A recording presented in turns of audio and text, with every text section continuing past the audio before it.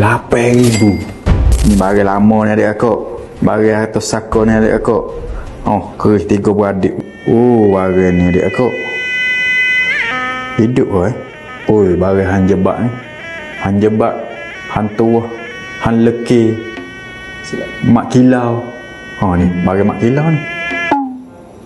Ha, barang ni. Jadi kita nak test dulu adik akak. Barang ni mutu gapo? Jom. Kita test dulu barang ni. Adik akak biasa tengok oh barang ni. Ha. Barang tok nenek kita ni. Kita nak goreng pun saya adik akak. Macam mas 10 dah. Sebab gapo adik akak?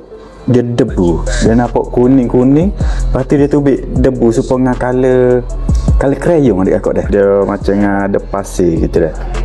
Ha, ni kalau macam ada debu-debu gini ni mas 10 adik akak. Oh, memang tu barang lama ni.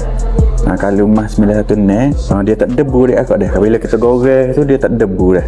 Ha, dia tubik kalah saja. Dia mari ni dia bawa dia bawa keris 3 beradik. Kita ingat oh keris gap dia. Apanya? Mas adik akak. Mas 10. Kita nak agap pun bagian ini. Kita nak lebu ke? Nak suruh kita masuk dalam Telegram. Adik kakak cuba komen sikit.